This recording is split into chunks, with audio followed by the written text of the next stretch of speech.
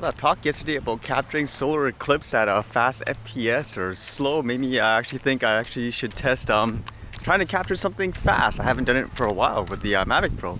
Let's see if I can do something with that. And you guys were reminding me that there was a new interim order soon, like whether or not it will just be renewed as is or there will be actual changes. I'll keep an eye out for that. Kind of made me think whether or not they're going to change it with stuff like the animals again, for stuff that I read in the news today. I did read this in the US. This was a while ago. Everyone might remember back like with that FAA, the person or the lawyer took them to court saying they have no rights to force people to register, like to charge a fee and all that for their drones, for recreational people. And apparently there's like a bunch of news saying because of that, I guess, court decision, they have to refund everybody their $5 if they request for it, and they can have their information removed from the database about their drones. And apparently the stipulation is you just have to prove your, holy cow, you guys are loud.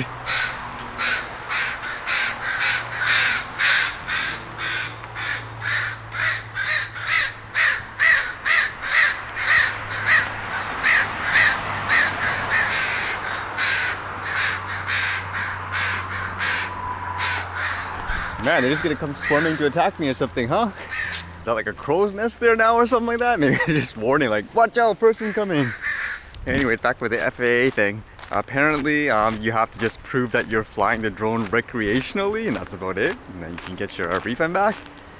Kind of makes me think again, whether or not stuff like this is good. Like, where's the balance in terms of, I guess, something being completely unregulated and something that has laws that make sense?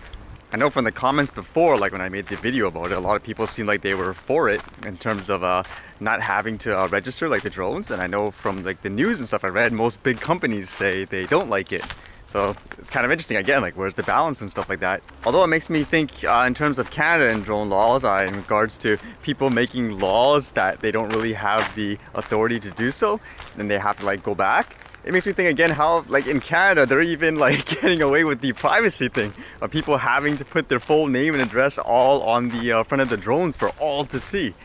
I'm not a lawyer, but again, that must be like a violation of something in terms of like people's privacy rights. I guess just too bad here in Canada we don't have a lawyer that's stepping up, I guess like someone did in the US for the most part. Although it makes me think too, like if in the end someone did determine like, hey, like the Transport Canada, they were way beyond their reach and it's not right for people to put out their names and stuff right in front of the drone. Like what can happen like ultimately? Like obviously in the US people actually gave money, so there's something tangible, but what would you do like in this case if there was something wrong? And about the animal topic in drones, I read this in the headline at first. It says here, drone footage captures killer whales in motion near Horseshoe Bay. It's actually around here. That's where I took the ferry to like the Bowen Island. So for the most part, yeah, just someone, to my knowledge, they just saw these killer whales around their area and then all of a sudden, let's bring out the drone, and they captured this. But then below the title, it says, Canadian government still gathering advice on regulating drone interactions with wildlife. So I was guess, oh man, like here again, it's turning into an issue like with drones again, with danger, I guess. But I just talked about things like how, like it says here in Canada, the fisheries department currently recommends that quadcopters stay at least 30 meters away from the whales and dolphins. That's the guidelines used in the Vancouver Aquarium researchers when studying orcas from the air. I mean, that sounds reasonable. I just wonder if it means like the lateral distance as well, because I always wonder about that, like with the animals. If you're say, I don't know, 70 meters like up in the air, for example, how does that disturb like the animals? Like in that case, to me, it doesn't make sense in that fashion. And to my understanding too, things like these 30-meter distance, they're lateral. So that means you could be like say 90 meters in the air here, which I think most people would agree. It's not going to bother things like the killer whale. But as long as you're still within like that 30 meters range, like say in front of it, then that still counts as you're too close, which again makes me wonder like what's realistic in terms of filming stuff like wildlife. Because this quote's actually interesting. It says, DFO spokesperson Laura Sloan pointed out that it could be possible to harass an animal from further than 30 meters away, but that doesn't appear to be happening in this video here. And then it also says the whales don't seem bothered, but you never know what's been edited out, she said. I don't know, from my experience when it comes to filming like the animals and stuff like that, it usually comes down to how fast you're going. Because usually if you're hovering very slow, like I find anyways, the animals usually don't care about the looks of it. That's especially true, I find personally, with like wildlife that's used to being around people, like here. Like if you're around like the the ducks or the goose and you walk like by them like in a really slow manner, you generally don't care. But if you go like really fast suddenly, then they'll get startled like, hey, what's going on? I think like the drone flying is the same thing for the most part. Because even something you were saying, like even with ducks in your country, like when you walk up to them, like they run away, like they really hate people or whatever. Whereas here, they're just too used to it. So it really depends on the environment too, I would imagine, if the conversation is more about disturbing like the animals or scaring them. One interesting quote was the flyer himself was saying how he wasn't too concerned about bothering the animal, but he was trying to stay far away to protect his own like drone. And I think people overlook that. Like when it comes to flying stuff, a lot of people, they don't want to fly too close because they want to protect their investment. So it makes me wonder why people don't factor that in, whether it be something around like, I don't know, a vehicle or things like an airplane. And most people, they don't want to fly that close because they don't want to lose like $1,000 just like that. I don't know, just funny how people forget that sometimes when people are flying like the drones and all, like they want to protect like their investment as well, like in terms of like trying to avoid whatever there is like oncoming. Right, let's see what we can do in terms of some speed tests. I haven't actually tested this in a while since like the winter time.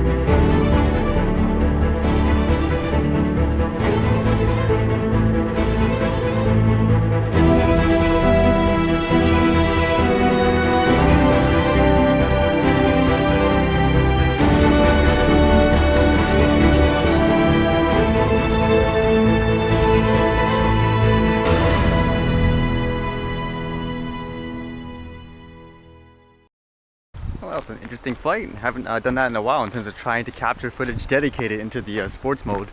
I think for me, the only times I'd want to use it, I've noticed, is sometimes when you're up in like the mountains and you're filming those really huge, fast shots. Even when you're moving forward, it looks like you're not moving at all, just because everything is so huge. So in that sense, you probably need to go faster. I just haven't tried it yet, like in sports mode when I'm out hiking. It'd be neat though. Although I think that's why sometimes people just fast forward the video because they want to fly it safe, so they'd rather just do it the cheating way. And I was thinking of going to an event in the early morning tomorrow, but something came up, so I might miss the early morning of it. Oh, that's how it is.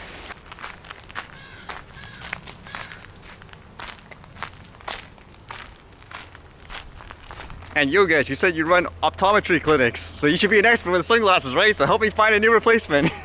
I'll show you the one that I lost, the one that I had before.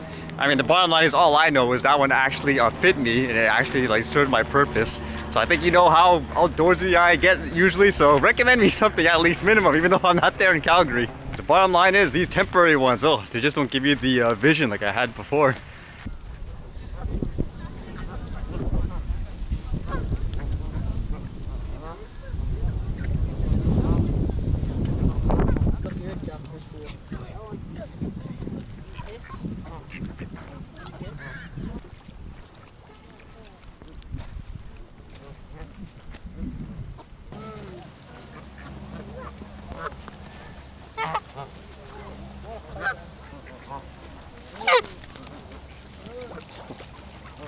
Actually makes me think in terms of disturbing animals and stuff. It seems like feeding them actually makes them really aggressive, huh? Makes you wonder. Anyway, see you guys later.